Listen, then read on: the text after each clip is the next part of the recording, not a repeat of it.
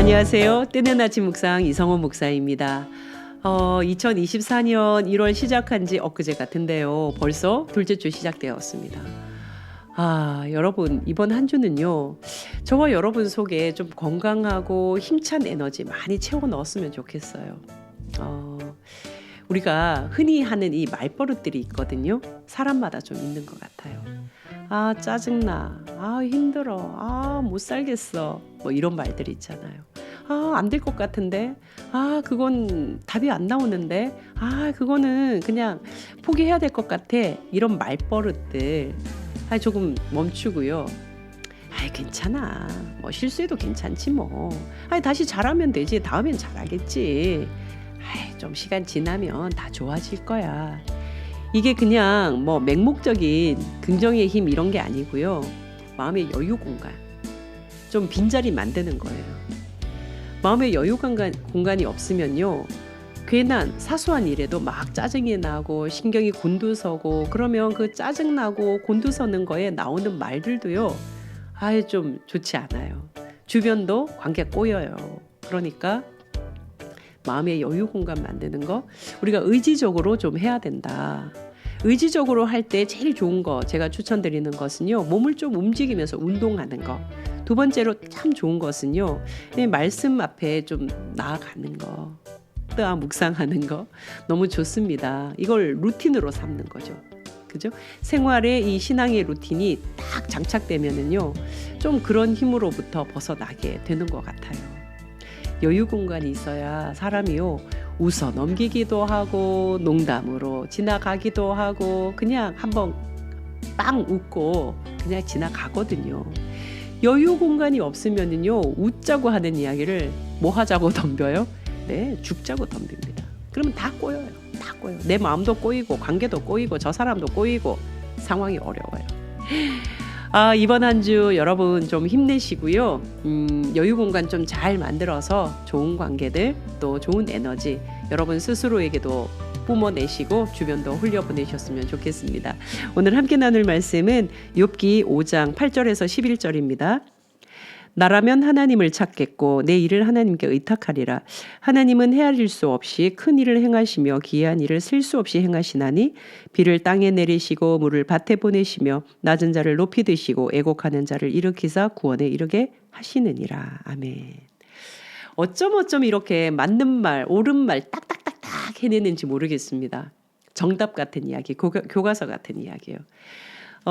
대만 사람 엘리바스가 맨 처음 나와서 욥에게 이야기를 합니다. 욥의 세 친구 중에 이 엘리바스가 맨 처음 나왔다는 것은 아마도 세 친구 중에 엘리바스가 가장 연장자이지 않았을까 그렇게 추측합니다. 엘리바스의 이야기를 쭉 들어보면은요. 너무 맞는 이야기예요. 너무 정답 같은 이야기예요.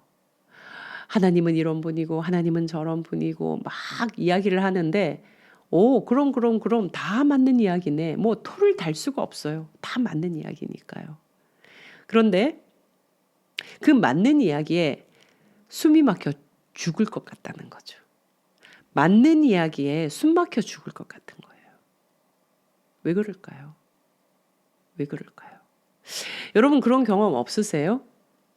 너무나 딱딱 맞는 이야기 같지만 내 마음에 전혀 울림이 없고 공감이 안 되고 오히려 상처를 내고 스크래치 내고 힘들게 하는 거예요. 내 문제만도 힘든데 그런 말들 그런 표현들 때문에 2차, 3차, 4차 더 힘들어지는 거예요. 그냥 입 좀 닫아줬으면 좋겠는데 할 때 있지 않으세요? 저도 지난 시간 이렇게 돌이켜보면 뭔가 이해할 수 없는 그런 어려움들 겪게 되잖아요. 여러분 우리 살아가면서 얼마나 그런 일들이 많습니까? 그럴 때마다 돌아봐라, 생각해봐라, 뭐 까닭을 알아봐라. 이러면 숨 막히죠. 저 역시도 그렇게 뭐 이해할 수 없는 어려운 또 큰 어떤 산을 넘는 일들이 몇 차례 있었어요.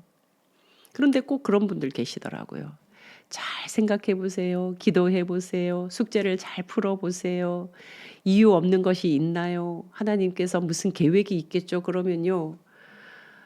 그 이야기가 뭐 위로, 뭐 공감, 뭐 이런 게 아니고요. 마음을 굉장히 어렵게 하고 힘들게 해요.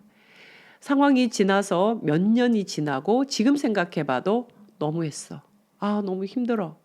아, 왜 그렇게 말씀하셨지? 이런 마음이 들어요. 그런데 오히려 그런 재난과 같은 고난의 상황 속에서 듣고 깜짝 놀라 하면서 그냥 아우, 저런 상황에 밥이라도 드셨을까? 물이라도 마실 수 있었을까? 하고 막 바리바리 싸워서 놓으시고는 그냥 막 부둥켜 안고 울어주시는 분들. 곁을 지키시는 분들. 내 밥그릇을 챙기시는 분들. 내 물그릇 하나를 챙겨주시는 그 손길이요. 아, 숨통 트입니다. 그 순간 꽉 채워졌던 숨이요. 탁 트이면서 빠져나가요. 정말 필요한 위로는요. 맞는 말이 아닌 것 같아요. 정답 같은 이야기 아닌 것 같아요. 어쩌면 설교 같은 이야기 아닌 것 같아요. 우리 그런 말 하잖아요. 아, 설교 좀 그만하시고요. 이렇게 얘기하잖아요. 제가 설교 하나님의 말씀 전하는 것을 뭐 폄하하거나 무시해서가 아니에요. 사실은 그것이 필요한 게 아니라 더 필요한 것은 곁에 함께 있음. 내가 당신 곁에 떠나지 않아. 함께 있어. 내가 너 곁에 함께 있다고. 내가 있잖아. 이 말이 가장 힘이 되고 공감이 되고 정말 이 숨통이 트여지는 말이더라고요. 욥의 세 친구가요. 왜 이렇게 비난받습니까? 너무 맞는 말 하잖아요. 너무 딱딱딱딱 정답과 같은 이야기 하잖아요. 그런데 그게 진짜 정답일까? 진짜 맞는 말일까? 그건 따져봐야죠. 내 생각에는 이게 너무 정답 같아요. 아주 전통적인 그런 교리에 담겨 있는 멘트예요. 뭐 하나, 뭐 군더더기도 없어 보여요. 그런데 그 네 글자 인과응보라는 것이 지금 재난을 당한 욥은요. 숨막히는 이야기예요. 질식할 이야기라고요. 그것을 너무나 정갈하게 딱딱 표현해내고 있죠. 여러분 오늘 본문 보세요. 나라면 하나님을 찾겠다. 나라면 내 일을 하나님께 의탁하겠다. 이 말은 뒤집으면 뭐예요? 뒤에 뭐가 덧붙이는 거예요? 너는 왜 안 하는데? 나 같으면 이렇게 할 것 같은데 넌 왜 지금 그러고 있지? 이 얘기잖아요. 나 같으면 지금 빨리 하나님께 내 모습 돌아보면서 하나님 이거 잘못했어요. 이것 때문에 그랬군요. 이거 문제 있군요. 사람이 털어서 먼지 안 나는 사람이 어디 있어? 어떻게 사람이 완전할 수 있어? 어떻게 완전하신 하나님 앞에 나 무흠해, 나 아무 문제가 없어 이렇게 말할 수 있어? 돌아보라고. 뭔가 문제 있으니 이런 일이 일어났지. 이게 인과응보인데 지금 엘리바스가 그렇게 얘기하는 거잖아요. 욥 돌아봐. 나 같으면 얼른 회개하고 용서를 구하겠다. 나 같으면 하나님께 싹싹 빌겠다. 그리고 내 이 재난을 하나님께 다 의탁하겠다. 하나님이 어떤 분이신데 하나님은 다 건져내신다. 하나님은 낮은 자를 높여주신다. 하나님은 다 해결해 주시는 그런 분이야.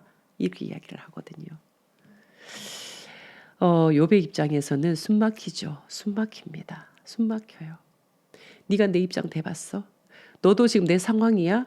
너도 지금 나와 똑같은 신세야? 그런 처지야? 라고 말하고 싶은 마음 굴뚝이고요. 욥은 한치의 뭐 그런 거 없이 막 이야기를 해요. 여러분 우리가 욥기의 주제 두 가지를 꼽아요. 하나는 고난, 그죠? 이해할 수 없는 고난, 해석 안 되는 고난. 두 번째는 인내. 그래서 이 두 가지가 같이 막 물리면요. 형언할 수 없고 정말 납득할 수 없는 이런 고난 가운데 욥은 끝까지 인내해서 결국은 하나님의 축복을 받았다. 그래서 막 이렇게 고난당하고 고통스러워하고 힘든 사람들에게 욥기 읽어보세요. 욥은요 정말 엄청난 고난을 받았거든요. 그런 고난에 비하면 정말 아무것도 아니라고 느껴지실 거예요. 위로 받으실 거예요. 뭐 이렇게 이야기하는 거. 하나는 욥은요 그 엄청난 고난을요 정말 믿음으로 꿋꿋하게 인내하면서 이겼습니다. 그래서 마침내 하나님께서 막 보상해 주셨어요. 막 2배로 막 부어 주셨어요. 그러니 하나님 부어 주실 그 은혜를 기약하며 기대하며 참고 기다리세요. 인내하세요. 둘 다 비껴간 이야기. 둘 다 저는 욥기 좀 잘못 봤는데 꼬였는데 라는 생각이 들어요. 그렇다면 욥기는 어떻게 보는 게 좋을까? 제가 묵상한 것은요. 욥기는 모르겠다로 봐야 된다. 오히려 그게 더 욥기를 읽어갈 때 조금 더 나을 수 있겠다. 모르겠다. 하나님의 뜻을 모르겠고 하나님이 왜 이러시는지 모르겠고 알 수가 없다.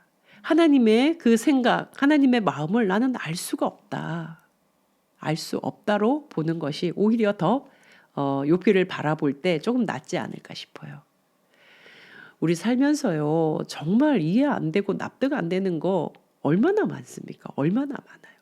그런데 그걸 굳이 막 인과응보로 끼워 맞추니까 문제가 되잖아요. 힘이 든다고요. 계속 지적받는 것 같고 숨통이 막 조여든다고요. 모르겠어. 목사님은 아세요? 몰라요. 모르겠어요. 우린 몰라요. 그런데 그 모르는 것으로부터 시작해서 욥기는 무엇을 우리에게 깨닫게 하냐면요. 계속 그 몰라요. 그런데 뭐지?